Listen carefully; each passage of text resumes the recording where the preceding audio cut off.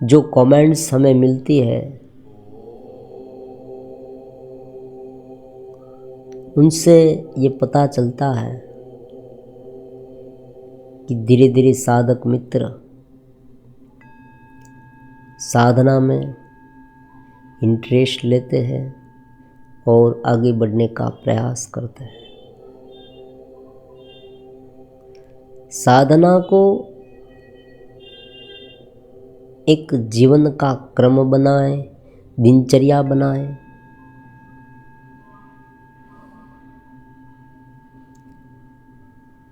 पानी पीना, आहार लेना, उसी तरह से ये साधना एक आवश्यक भाग है। ये हमारे पूरे मन को क्लीन करता है। जिस तरह से बॉडी की सफाई होती है उसी तरह से ये साधना से मन की सफाई होती है, और इनसे भी ज़्यादा ये मन में बिन जरूरी जो ख्याल है वो इकट्ठे होने ही नहीं देते। ये बहुत ही बड़ी बात है। एक बार संस्कार पड़ जाए अचेतस होकर, फिर उस संस्कार को हटाना बहुत मुश्किल होता है। एक बार आदत लग जाए बिन चेतस होकर, आसक्ति में घिरते गए बुरे कोई ख्याल है, ऐसे वैसे विषय के ख्याल, उसमें बहुत आनंद है ऐसा समझकर उनका चिंतन करते ही रहे। धीरे धीरे एक चिंतन दूसरे चिंतन को उत्पन्न करता है, एक विचार दूसरे विचार को उत्पन्न करता है, और वो दोनों मिलकर फिर स्मृतियाँ बनाता है। फिर ये दोनों जो स्मृतियों में डटे हुए हैं वो तीसरे विचार को उत्पन्न करता है, तीसरा विचार, चौथे विचार को, फिर वो चारों मिलके पांचवें विचार को जन्म देता है। इस तरह से धीरे धीरे करके एक पूरा माहौल खड़ा हो जाता है, और ये पूरा माहौल संस्कार के रूप में डट जाता है। फिर जैसे ही अनुकूल स्थितियाँ बने वो तुरंत बाहर आने लगते हैं और हम घबरा जाते हैं। हम ये भी कहते हैं कि गुरुदेव देखो, हमने तो आपने कहा उस तरह से साधना करनी शुरू भी की, नित्य सत्संग में भी जुड़ते हैं, ध्यान ज्ञान भी करते हैं, अब तो फिर से हम फंस गए। अब तो आपका सत्संग सुनने का मन भी नहीं होता। बुरे फंसे हम। भाई तुमने ये किया है, तुमने पहले ये सब किया, उनका नतीजा है। सफाई करने में थोड़ी देर भी लगेगी, थोड़ी मेहनत ज़्यादा पड़ेगी, लेकिन लगे रहने से धीरे धीरे जैसे ये सफाई हो जाएगी, ये ध्यान ज्ञान के संस्कार उनके स्थान पर कन्वर्ट हो जाएंगे। नित्य श्रवण का इसलिए महत्व है, नित्य जुड़ाव का इसलिए महत्व है, आपके भीतर एक छवि बन जानी चाहिए।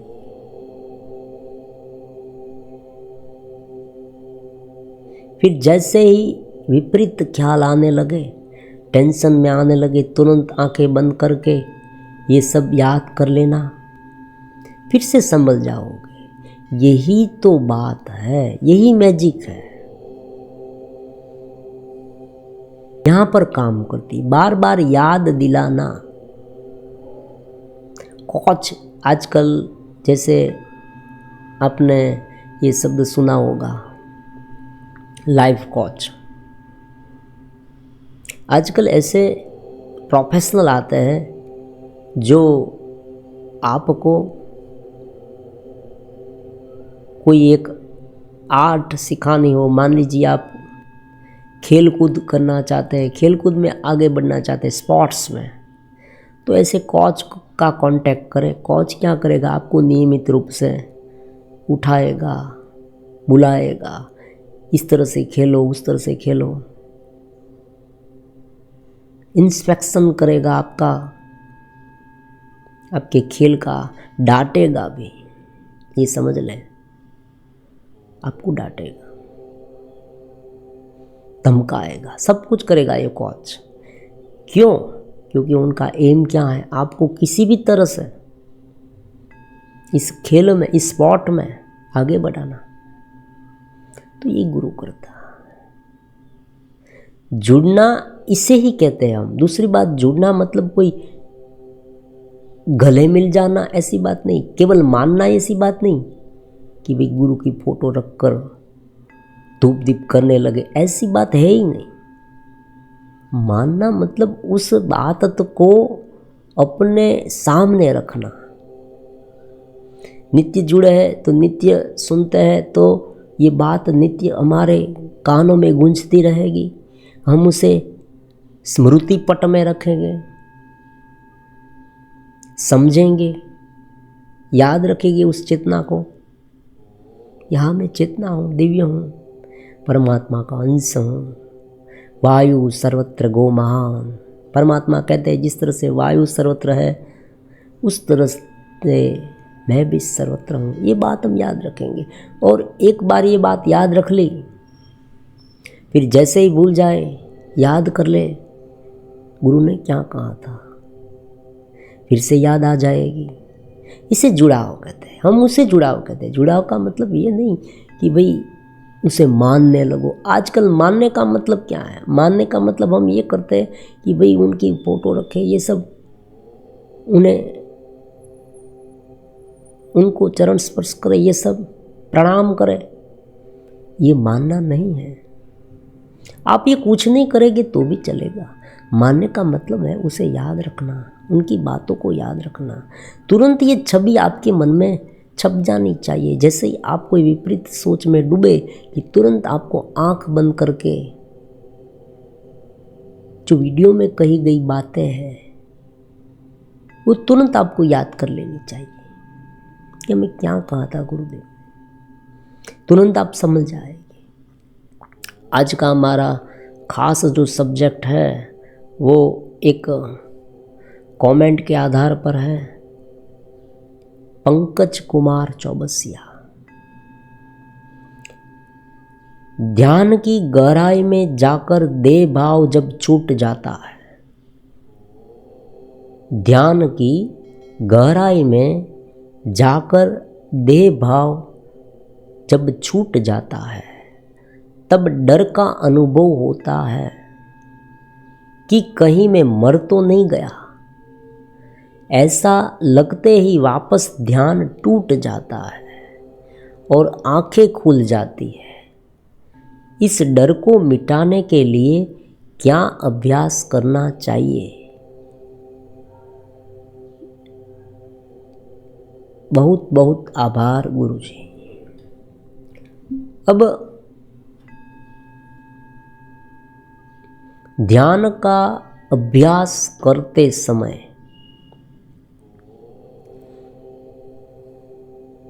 ध्यान जो है ना वो पहले से ही इतना रहस्यमय है।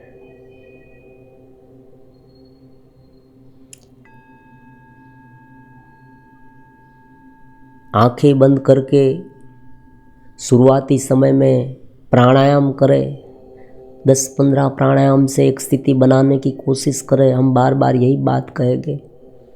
फिर आप ध्यान करने बैठे हैं।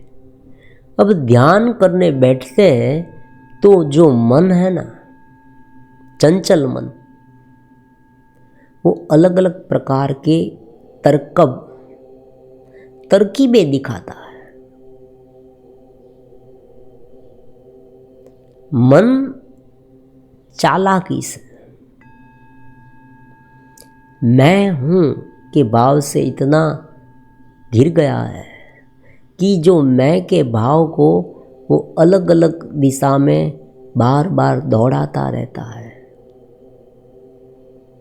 कभी वहाँ ले जाता है, कभी यहाँ ले जाता है, कभी इधर कभी उधर, अपनी तरकीबें दिखाता है, चालाकी भी करता है। नहीं ध्यान करना, ध्यान टूट जाना। ध्यान क्यों टूट जाता है? मन के कारण, पुरानी आदत के कारण। हमें आदत नहीं है ध्यान करने की, एक स्थिति नहीं बनी, इसलिए मेडिटेटिव माइंड नहीं है। मन जो है वो सूक्ष्मता प्राप्त नहीं की है मन ने। जैसे ही आपने ध्यान ज्ञान के वीडियो सुने, आप ध्यान करने बैठे, आंखें बंद करके शांति से बैठ गए, मन इधर उधर भटकने लगता है, चिंता, हताशा, भय, वासना उभर के आने लगती है। मैंने ऐसे भी कमेंट पढ़े हैं, वासनाएं प्रकट हो जाती है, गुरुदेव क्या करे, भिन्न प्रकार के विचार आने लगते हैं, अपने आप पर घृणा होती है, ग्लानि होती है। ऐसी सोच में कर रहा हूं। अत्यंत अश्लील चित्र हमारे सामने खड़े हो जाते हैं। ऐसे भी साधक हैं। कुछ टेंशन लेने की आवश्यकता नहीं है।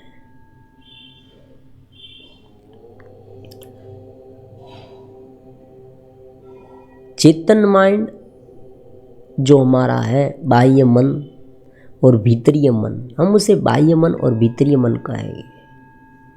सुषुप्त मन, ये सुषुप्त मन है ना, वो इतना विशाल है कि उन्हें पूरी तरह से समझना कोई भी व्यक्ति के लिए संभव नहीं। बड़े बड़े महान दाता जो ध्यान के हैं, ज्ञान ध्यान के, वो भी इसमें सफल नहीं हो पाते हैं, क्योंकि अनेक जन्म के संस्कार और वर्तमान जन्म के देखे तो भी बहुत भारी तादाद में संस्कार स्टोर है, और उसे पूर्ण रूप से उनकी सफाई करना नामुमकिन जैसा है। अब ये शरीर का जो डर है कि मैं मर न जाऊं, ये क्या है? देखो, सबसे पहले आप ये समझे कि जब आप ध्यान करते हैं और ऐसी जो भावनाएं उत्पन्न होती है, उनका मतलब ये हुआ कि आप चेतना के क्षेत्र में प्रवेश नहीं है। पहला आप इसे ये समझना चाहिए, मानना चाहिए। आपने कहा देह भाव छूट जाता है। देह भाव छूट जाता है, देह भाव नींद में भी छूट जाता है, ऐसी बात नहीं है। देह भाव ध्यान में केवल चेतना में ही छूट जाता है। आप नींद में चले गए तो भी देह भाव छूट सकता है। आप अत्यंत टेंशन में आ गए तो भी देह भाव कभी कभी छूट जाता है। कभी कभी व्यक्ति टेंशन में इतना व्यग्र हो जाता है कि अपना शरीर का भान भूल जाता है। टेंशन के स्वभाव में, वो टेंशन की वृत्ति में, टेंशन एक वृत्ति है, टेंस हो जाना एक वृत्ति है, चिंता ये भी एक वृत्ति है। 2-3 दिन के पहले हमने ये कहा था, ध्यान भी, आनंद भी एक वृत्ति है। जब हमें आनंद उत्पन्न होने लगा वो भी, लेकिन वो वृत्ति है ना, वो अत्यंत करीब है आत्मा के, चेतना के अत्यंत करीब है, इसलिए वो वृत्ति अक्लिष्ट है, तुरंत ध्यान में प्रविष्ट करा देती है। तो यहाँ भी आपने कहा, बहुत अच्छा किया, आपने सुंदर तरीके से व्यक्त किया, और व्यक्त करना चाहिए। हमारी जो स्थिति है, आप भी जब ध्यान करते हैं, अध्यात्म का अभ्यास कर रहे हैं, कोई भी प्रश्न मन में हो, कोई भी समस्या आती है, समझ नहीं आता, तुरंत कमेंट में लिखिए। जैसा है वैसा लिखिए, जैसा आप है वैसा प्रस्तुत होइए। अगर यूट्यूब में ना लिखे तो कुछ बात नहीं, मैसेज में लिखें। गुप्त है तो हम बाहर नहीं कहेंगे। जो भी आपके मन में ख्याल आए, टेंशन आए, लेकिन हाँ, एक बात, ईमानदारी से साधना मुझे करनी है, ऐसा होना चाहिए। केवल पूछा छोड़ दिया ऐसी बात नहीं। आप रियल में साधना कर रहे हैं और प्रॉब्लम्स आते हैं, आप पूछ सकते हैं। और अगर प्राइवेट बात है, ऐसी गोपनीय है, तो आप व्हाट्सएप में पूछ सकते हैं। उनकी चर्चा भी नहीं होगी। तो ध्यान करने बैठे हैं आप, देहभान भूल जाते हैं। आपने कहा बहुत ही सुंदर बात है, थोड़ा बहुत आप आगे बढ़े हैं, आप मन के स्तर पर, जो चेतना के स्तर पर, मतलब मन की जो सूक्ष्म स्थूलता है ना, उनसे थोड़ा ऊपर उठे हैं, ये बात है। लेकिन अब जो दूसरा पार्ट आता है वो कल्पना का है। कल्पना का इतना बड़ा जगत है, और आजकल क्या होता है, उस कल्पना की जगत में साधक को उलझा दिया जाता है। कल्पना के जगत में, ये कल्पना क्या है वो भी हम समझते हैं। आप बैठे हैं और मैं आपको ये कहूँ कि आप ये सोचने का प्रयास करें कि मैं मानसरोवर में घूम रहा हूँ, मैं उनकी ठंडी हवा ले रहा हूँ, चलो चलो मैं पानी पी रहा हूँ, मैं स्नान कर रहा हूँ, ऐसा आप सोचने लगे, सोचते ही रहे, सोचने का प्रयास करते रहे। धीरे धीरे वो सोच मजबूत होती जाएगी और आपको ऐसा लगने लगेगा कि हाँ, मैं मानसरोवर में घूम रहा हूँ, मैं मानसरोवर में घूम रहा हूँ। तो ये कल्पना का जगत हो गया। कल्पना का जगत, उसे सबकॉन्शियस माइंड में एस्ट्रल ट्रैवलिंग, जो देखो मुझे शब्द याद आ गया, एस्ट्रल ट्रैवलिंग। मन ही मन ऐसा सोचना। कभी कभी तो उन लोगों को ऐसा भी समझाया जाता है, उस साधक को, कि तुम ऐसा सोचो कि मैं गहराई में जा रहा हूँ, गहराई में जाता ही जाता हूँ, बहुत गहरा है। व्यक्ति डर जाता है फिर तो, अरे मैं गहराई में जा रहा हूँ, अरे मैं गहराई में जा रहा हूँ, अरे मैं गहराई में जा रहा हूँ, मैं हवा में उड़ रहा हूँ।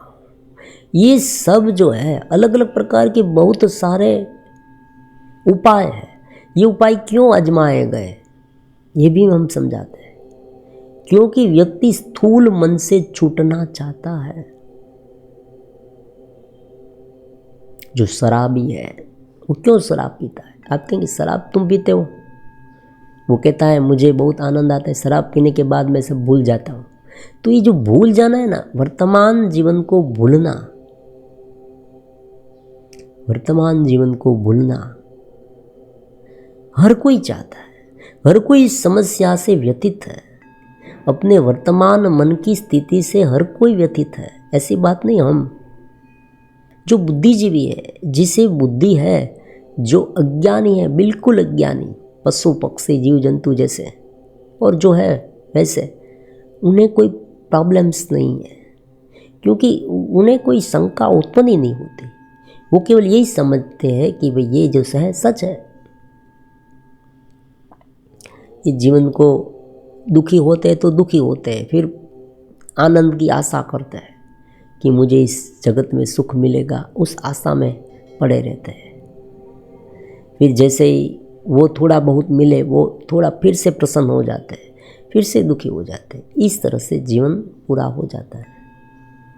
लेकिन जो बुद्धिजीवी है वो समझ जाते हैं, और एक बार समझने के बाद व्यक्ति इनसे ऊपर उठना चाहता है। और अब जब वो ऊपर उठना चाहता है तब वो क्या करता है, इस स्थूल मन से बोरिंग हो जाता है। आप जैसे जुड़ेंगे, सब कुछ समझेंगे, तुरंत आप स्थूल मन से बोरिंग हो जाएगी। आपको लगेगा आप चिंता कर रहे हैं, ताशा कर रहे हैं, आप टेंशन में, आप वासना के ऐसे अत्यंत विचारों में हैं। बहुत सारे कभी कभी होते, ये कोई सामान्य बात है, ये कोई किसी के पर आरोप करने वाली बात नहीं कि हमने मुझे ये कह दिया, ऐसी बात नहीं, सहज बात है, सब में ये होती है। तो ये सब हो रहा है तो स्वाभाविक है कि व्यक्ति उद्विग्न हो जाएगा, व्यक्ति उनसे छूटना चाहता है। तो उसे रोकने का प्रयास करेगा, रोकेगा तो और दबाएगा तो और ज़ोर से बाहर आएगी, और कभी कभी वो थोड़ी दब भी जाएगी, लेकिन जैसे ही अनुकूल वातावरण मिले कि तुरंत एकाएक बाहर आ जाए, तो वो क्या करता है, इस स्थूल जगत से छूटना चाहता है, स्थूल जगत से छूटना चाहता है, स्थूल मन से छूटना चाहता है, तो वो सूक्ष्म जगत में अपना प्रवेश करना चाहता है, सूक्ष्म मन में अचेतन माइंड में जाना चाहता है, अचेतन माइंड की कल्पना करता है। बहुत बार आपने ऐसे वीडियो सुने होंगे कि आप सुख की कल्पना करें। मान लीजिए आपके जीवन में दुख है तो आप सुख की कल्पना करें तो आप आनंदित हो जाएंगे, ये कल्पना है। तो शरीर का डर लगना, क्यों लगता है डर, देह भाव क्यों? क्योंकि ये डर की वृत्ति में आप गिर जाते हैं, एक कल्पना में आप गिर जाते हैं। चेत स्थिति में, चेतना में जाना मतलब शरीर से पर होना। ये ऐसी बात नहीं कि आप डर जाए, समझे आप? सबसे पहले एक समझ स्थापित करें, उनका उपाय क्या है, ये आपने पूछा है तो हम उपाय बताते हैं। सबसे पहले एक मन में बिठा ले, एक बात बुद्धि से समझ ले कि ये जो शरीर है ना वो मेरा साधन है, और हर रोज सुबह बोले कि मैं सत्यचित आनंद हूँ, परमात्मा का अंश हूँ, मैं सत्यचित आनंद हूँ, परमात्मा का अंश हूँ, और ये जो शरीर है, मन है, बुद्धि मेरा साधन है। अब मैं उसे उस तरह से देखूँगा, ये उनका फॉर्मूला है। हर रोज सुबह आपको ये बोलना है। ध्यान करते समय आपको गहरे मन के अंतराल में नहीं चला जाना, मन में घूमना उनका नाम ध्यान नहीं है, ये अलग बात है। हाँ, ये हो सकता है कि वर्तमान तनाव से कोई व्यक्ति ऊपर उठना चाहता है तो कल्पना के जगत में जाता है, वहाँ भी उसे शरीर का भान भूल जाता है, वो ऐसी बात नहीं है। क्यों आप नींद में नहीं जाते? हर रोज सुबह नींद में जाते हैं रात को, तब शरीर का भान तो भूलते हैं, बहुत स्वाभाविक है। ये कोई ध्यान की गहरी प्रक्रिया नहीं है, आप समझे। शरीर का भान भूलते ही डर लगना, शरीर का भान भूलते ही कहीं पर गिर गए ऐसा लगना, शरीर का भान भूलते ही आपको चिंता होने लगना, या आप दूसरे लोक में घूम रहे ऐसा होना, ये सब जो है ना वो अचेतन माइंड की रमत है। चेतना में ध्यान प्रविष्ट होता है। चेतना स्थूल सूक्ष्म माइंड से भी ऊपर है, अचेतन माइंड से ऊपर है, वो सबका साक्षी है। उस साक्षी में जैसे आपका प्रवेश हो, आपको आनंद पैरेलल लेवल पर होने लगेगा। पसीना छूट जाना, नींद आने लगना, सिर भारी हो जाना, मन में टेंशन हो जाना, ये सब है ना मन, भीतरीय मन की रमत है। भीतरीय मन उसे हम कहेंगे, भीतरीय मन। जितना बाहर है उनसे ही ज़्यादा। देखो, मैं नहीं कहता, साइंस कहता है, आज का साइंस कहता है कि 98% भीतर है, केवल 2% बाहर है। या तो व्यक्ति बाहर घूम रहा है या व्यक्ति भीतर घूम रहा है। हमें इस दोनों से ऊपर उठ के चेतना में जाना है। चेतना में कुछ सोचना नहीं है, और जो सोच उत्पन्न होती है उसे देखना है और उन्हें साधन समझना है। सीधी सादी बात है। साक्षी में रहने का मतलब यही है कि आप अपने दोनों मन को केवल देखें, उनके साथ उलझे नहीं। जैसे जैसे आप चेतना में जाते जाएंगे, ध्यान में डीप में जाते जाएंगे, आपको देहभान आप भूलेंगे, ऐसी बात नहीं, ये बहुत ऊपर की अवस्था है। लेकिन उस समय आप इतने दिव्यतम प्रसन्नता से भर जाएंगे कि आपको मैं शरीर हूँ उनका भान आप भूल लेंगे। उस समय डरने की बात नहीं होगी, आप समझे। डर क्यों लगता है? दूसरी बात, डर लगने का कारण है जिजीविषा। शरीर साधन है और शरीर से आप इस तरह से छूट नहीं जाएगी। हाँ, एक बात है, मैं आपको कल्पना के जगत में जाने के लिए कभी नहीं कहूँगा। मैं ये नहीं कहूँगा आप कल्पना के जगत में जाते रहे। ध्यान एक सहज रूप से करना है, कोई लादा गया ध्यान नहीं करना, वरना क्या होगा, आप कुछ ला देंगे ऊपर से तो उस कल्पना हो जाएगी। जो बात बाहर से ला दी गई, इसलिए हम जब मंत्र जाप, हम भी कहते हैं, कभी कभी साधक कहते हैं कि मंत्र जाप कर सकते हैं, कर सकते हैं, लेकिन मंत्र जाप भी आपको लादना नहीं है। मान लीजिए मंत्र जाप है राम, तो आप ये कह सकते हैं राम राम राम, आप धीरे धीरे राम राम कह सकते हैं, लेकिन जब राम बोले और दो राम के बीच जो शांति है उसमें हमें रहना है। विज्ञान भैरव तंत्र भी यही समझाता है कि हमें जो चेतना में रहना है वो शून्य स्थिति में रहना है। शून्य स्थिति मतलब चित्त स्थिति, कोई कल्पना में नहीं रहना। और वो स्थिति इतनी दिव्य, आप कहेंगे वहाँ क्या हो, शून्यता है। शून्यता नहीं है, वो चेतना है। और वो चेतना में आपको इतना आनंद, शुरुआत में आनंद है, सहज आनंद, सहज आनंद, सहज आनंद। आप देखा बाण भूलेंगे, आपको डर के अनुभव का एहसास होने के लिए जगह नहीं रहेगी। मैं ये कहता हूँ आपको, आप समझ रहे हैं? डर का अनुभव कहाँ होता है? मन में होता है। डर का अनुभव मन में होता है, तो मन का तो लोप है।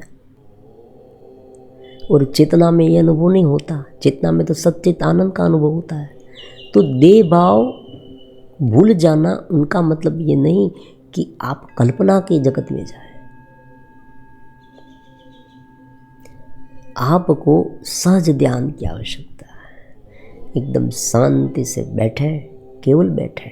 पहले समझे, हमारे प्रत्येक वीडियो को शांति से समझे तो आपको पता चलेगा कि मैं सत्यचित आनंद हूँ, जो पूरे ब्रह्मांड में चेतना है उनका अंश हूँ, परमात्मा का भक्त हूँ, भगवत भाव। इसलिए हम कहते हैं दिव्य भाव को अपनाएं, उस परमात्मा के भाव को अपनाएं। समर्पित भाव, ये भी ऐसी बात है, हम उनमें लीन रहे, उस चेतना में एक रूप रहे। हमें एक समझ लेना है कि जो बाह्य मन है और भीतरी मन है, दोनों मन हमारे लिए साधन है, हमारे लिए काम के नहीं, ऐसी बात नहीं। क्योंकि इनके माध्यम से तो हमें साधना करनी है। आप कहेंगे शरीर मेरे कोई काम का नहीं, 2-3 घंटे के बाद भूख लगेगी, तब आप क्या करेंगे? मान लीजिए शरीर में पीड़ा है तो आप क्या करेंगे? शरीर को, अरे भाई शरीर को भी संभालना है हमें। स्कूटर काम का है, स्कूटर हम नहीं, स्कूटर तो काम का है ना। तो साधन है हमारे, ये सबसे महत्वपूर्ण सूत्र है। मैं सत्यचित आनंद हूँ, परमात्मा का अंश हूँ, भगवान का भक्त हूँ, जो भी कहे। और जो शरीर है मेरे साधन है, बुद्धि मेरी साधन है, मन मेरा साधन, ये तीन जो है वो मेरे साधन है। मैं उनका इस तरह से उपयोग करूँगा कि मैं मेरे भाव में लीन रह पाऊँगा, मैं उस परमात्मा में लीन रह पाऊँगा। ये जगत को स्वीकार करके आगे बढ़ूँगा। जगत में जो जो हो रहा है वो उनकी माया है, उनकी लीला। हम देखो, भक्ति मार्ग में उसे लीला कहा गया, ब्रह्म मार्ग में उसे माया कहा गया। दोनों बातें की।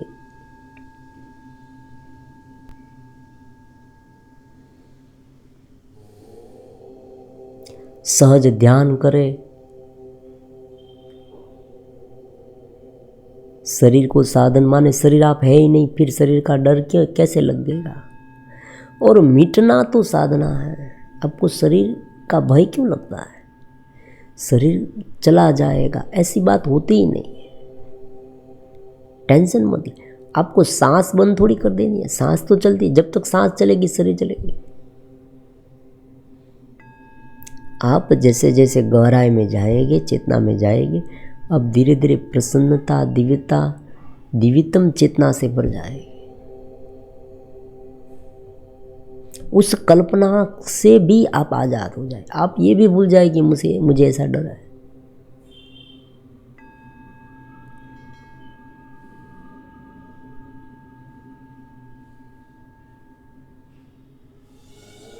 एकदम शांत हो जाए।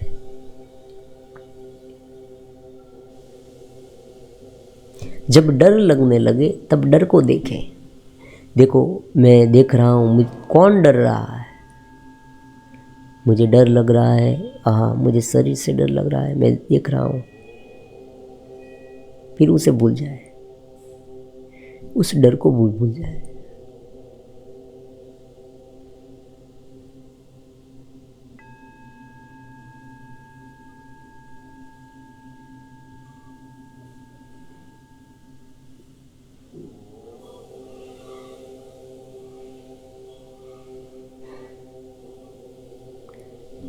नींद में भी नहीं चला जाना, आलस्य में भी नहीं चला जाना, कोई कल्पना में नहीं चला जाना, तंद्रा में नहीं चला जाना, चेतना में रहना। धीरे धीरे हम ऊपर उठने का मतलब क्या है? एक एक स्टेज चेतना का विकास होना चाहिए। आज क्या है? आज बाह्य जो स्तर है ना, वो अत्यंत विकसित है। इंद्रियां इतनी बलवान है और मन उनके साथ इतना गिरा है कि जैसे ही इंद्रिय में थोड़ा सा प्राण प्रवाह बहता है, हम ललायत हो जाते हैं। दूसरे स्टेज में मानसिक कल्पना होती है, लेकिन उनसे तीसरे स्टेज में हम देख सकते हैं कि मेरे मन में ये उत्पन्न हुआ, देखो ये वासना भुगतने के लिए तैयार है, देखो ये चिंता कर रहा है, देखो ये डर रहा है, ये मन डर रहा है, मैं तो आत्मा चेतना हूँ। ये मैं हूँ, वो ऊपर उठ जाता है। फिर वो इस तरह की चेतना को इकट्ठा